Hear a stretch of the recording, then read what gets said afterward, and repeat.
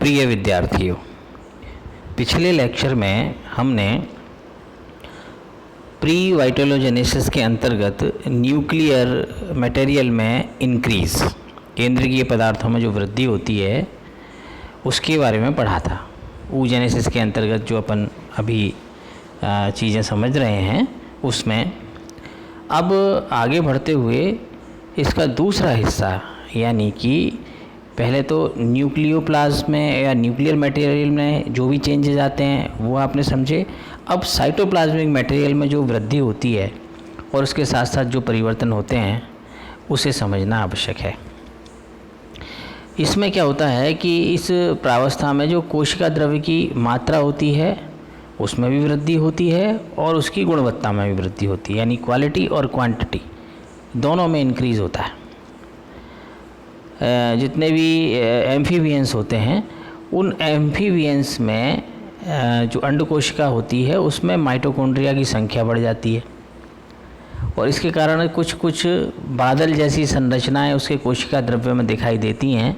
इनको बोलते हैं माइटोकॉन्ड्रियल क्लाउड्स। Mitochondrial clouds. तो ये इस प्रकार की संरचनाएं हमें कुछ उभयचर प्राणियों में देखने को मिलती हैं। इसके अलावा अन्य प्राणियों में अधिकांशतः केवल आकार में ही विस्तार होता है।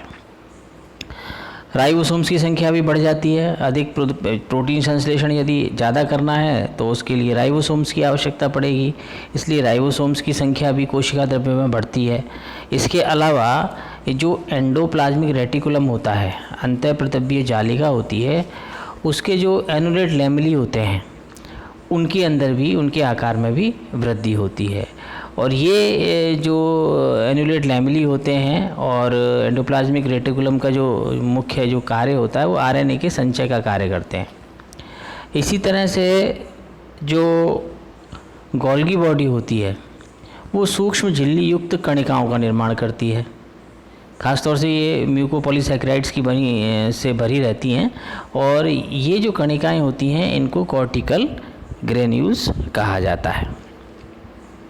Cortical granules. तो अब कॉर्टिकल ग्रेन्यूल्स तो बना दिए ये गोल्गी बॉडी के द्वारा, लेकिन ये कॉर्टिकल ग्रेन्यूल्स जो होते हैं ये रेप्टाइल्स, ये बर्ड्स वगैरह और मैमल्स में ये अनुपस्थित होते हैं कॉर्टिकल ग्रेन्यूल्स। तो ये कुछ चेंजेस हमने प्री वाइटोलोजेनेसिस के अंतर्गत साइटोप्लाज्मिक मटेरियल में देखने को हमें मिलते हैं। अब आते हैं वाइटोलोजेनेसिस के अंतर्गत क्या क्या घटनाएं घटित होती हैं उस पर। पीतक जनन कहते हैं इसको। पीतक योग को हिंदी में पीतक बोलते हैं। आपने देखे होंगे बहुत सारे कई प्रकार के पक्षियों के भी अंडे आपने देखे होंगे और उनके अंदर पाए जाने वाला योग भी आपने देखा होगा। तो इसका निर्माण भी इसी वृद्धि प्रावस्था के अंतर्गत किया जाता है। यानी जैसे मैंने आपको पहले बताया था, ऊजेनेसिस यानी अंड जनन के अंतर्गत, अंडाणु के निर्माण के अंतर्गत सबसे बड़ी, सबसे लंबी जो प्रावस्था होती है वो होती है ग्रोथ फेस, वृद्धि प्रावस्था। और इस वृद्धि प्रावस्था में ही ये सारी की सारी घटनाएं घटित होती हैं जो एक एक करके मैं आपको बता रहा हूँ। तो अब आते हैं पीतक जनन पर वाइटोलोजेनेसिस में। यानी पीतक का निर्माण वो किस रूप में होता है, कैसे होता है। जो प्राणी जिसका विकास हो रहा है, जो प्राणी बनने वाला है उसके भ्रूण का जो विकास हो रहा है, उस भ्रूण के लिए पोषक पदार्थों का निर्माण और अंडाणु में उनका संचयन, ये वाइटोलोजेनेसिस के अंतर्गत किया जाता है। यानी विकसित होने वाले भ्रूण के लिए पोषक पदार्थों का निर्माण एवं संचय अंडाणु में जो किया जाता है ये वाइटोलोजेनेसिस के अंतर्गत किया जाता है। इसमें मुख्य रूप से पीतक का निर्माण होता है। ये जो पीतक होता है, योग जो होता है, इसके निर्माण की क्रिया को ही वाइटोलोजेनेसिस कहा जाता है।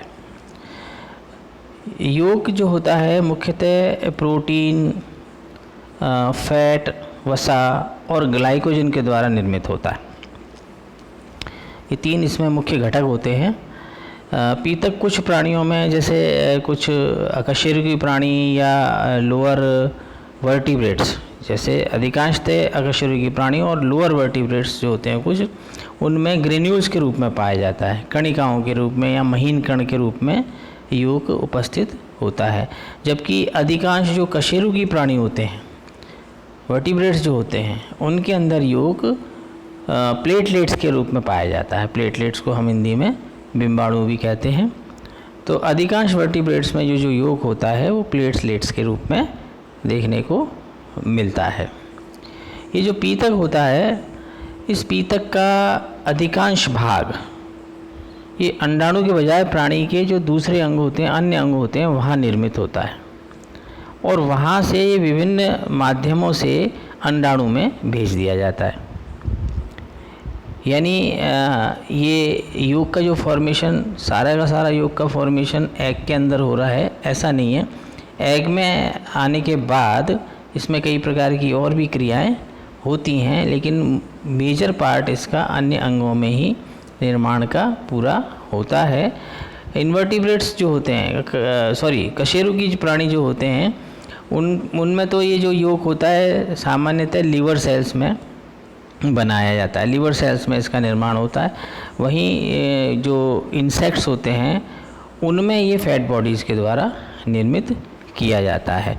यानी योग जो कि एक बहुत प्रमुख घटक है एम्ब्रियो के डेवलपमेंट के लिए, इसका निर्माण एनिमल के दूसरे अंगों में होता है और वो अलग अलग माध्यमों से ओवम के अंदर ट्रांसफ़र कर दिया जाता है।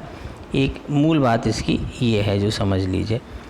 अब ये जो योग होता है, इसका क्या रोल क्या होता है, इसकी भूमिका क्या होती है? तो प्रमुख रूप से 3-4 इसकी भूमिका हैं जो मैंने आपको प्रारंभ में भी बताया था। ये मेन सोर्स है न्यूट्रिशन का और ऊर्जा का, क्योंकि निषेचन के पश्चात जब भ्रूण का विकास प्रारंभ होता है, तो भ्रूण का जब विकास होगा उसमें बहुत सारे उसके अंगों का निर्माण प्रारंभ होगा। तो उस क्रिया के दौरान उसको न्यूट्रिशन की आवश्यकता रहेगी निर्मित के लिए और ऊर्जा की भी आवश्यकता रहेगी। तो ऊर्जा का और न्यूट्रिशन का सबसे बड़ा सोर्स जो है वो ये योग ही होता है, पीतक ही होता है। इसके अलावा और भी कई प्रकार के ओवम में भी और उसके बाद भ्रूण में भी कई प्रकार के पदार्थों के संश्लेषण होते रहते हैं। तो ये जो सिंथेसिस की क्रिया चलती है बहुत सारे पदार्थों की, उसमें भी योग का एक मेजर कंट्रीब्यूशन देखने को मिलता है। यानी भ्रूण में आवश्यक पदार्थों के संश्लेषण में भी ये सहयोग करता है, मदद करता है। अब एक और इसका महत्वपूर्ण रोल है, वो क्या है? ये योग जो होता है, पीतक जो होता है, उसकी मात्रा के आधार पर और उसके डिस्ट्रीब्यूशन के आधार पर, यानी उसकी कितनी मात्रा है, उसका डिस्ट्रीब्यूशन वितरण किस प्रकार का है, इसके आधार पर अंडे का आकार निश्चित होता है। योग की मात्रा कम है, अंडा छोटा होगा। योग की मात्रा अधिक है, अंडा आकार में बड़ा होगा।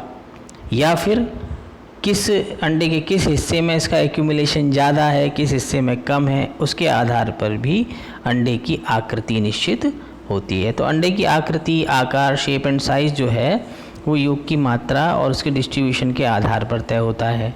इसी प्रकार से क्लीवेज किस प्रकार का होगा, अंडे के अंदर जो विदलन की क्रिया होती है, तो वो जो विदलन की क्रिया किस प्रकार की होगी, ये भी योग ही निर्धारित करता है।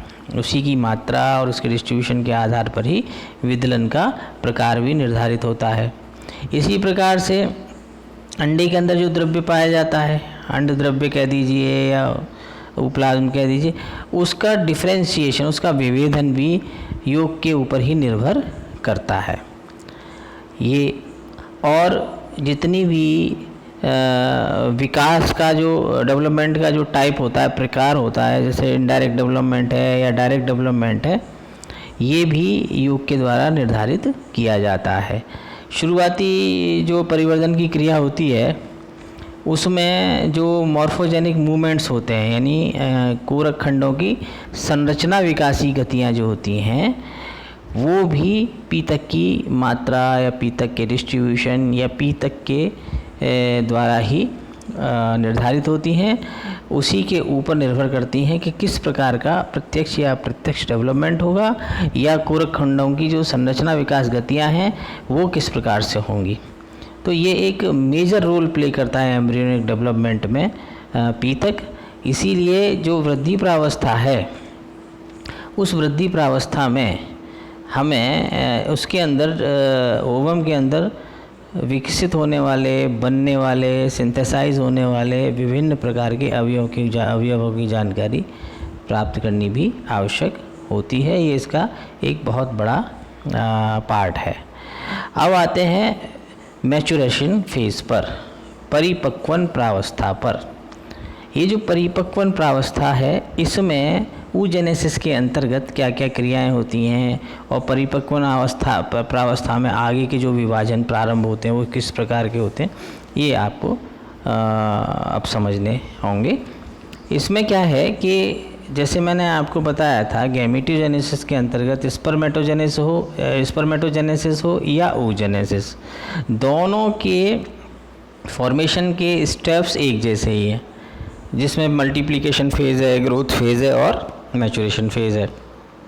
तो oogenesis में भी मल्टीप्लिकेशन फेज़ सबसे पहले आपने पढ़ा, उसके बाद ग्रोथ फेज़ लंबा था। अब मैचुरेशन फेज़ में इसमें मियोसिस की प्रक्रिया जो रुक गई थी, इसके विकास के दौरान, यानी ग्रोथ फेज़ में जब धीरे धीरे इसके आकार में वृद्धि हो रही थी ओवम के, तो उस समय मियोसिस की क्रिया जाइगोटीन अवस्था पर जाकर रुक गई थी, तो दोबारा से अब प्रारंभ हो जाती है। यानी जैसे ही लगभग इसका वृद्धि पूर्ण होती है, ओवम की वृद्धि की अवस्था पूर्ण होने को होती है, उसी समय मियोसिस की क्रिया भी प्रारंभ हो जाती है। और इसमें प्रथम परिपक्वन विभाजन, फर्स्ट मैचुरेशन डिवीजन प्रारंभ हो जाता है। यानी परिपक्वन प्रावस्था में प्रवेश करने के बाद जो पहला विभाजन होता है वो फर्स्ट मैचुरेशन डिवीज़न या फर्स्ट मियोटिक और रिडक्शन डिवीज़न कहलाता है। कैसे भी कह सकते हैं, यानी प्रथम अर्धसूत्री या न्यूनकारी विभाजन हिंदी में बोलेंगे, या फिर फर्स्ट मियोटिक और रिडक्शन डिवीज़न कह सकते हैं, और इसको फर्स्ट मैचुरेशन डिवीज़न भी कहते हैं। इस विभाजन के फलस्वरूप क्या होता है कि एक बड़ी अगुणित सेकेंडरी oocyte का निर्माण होता है।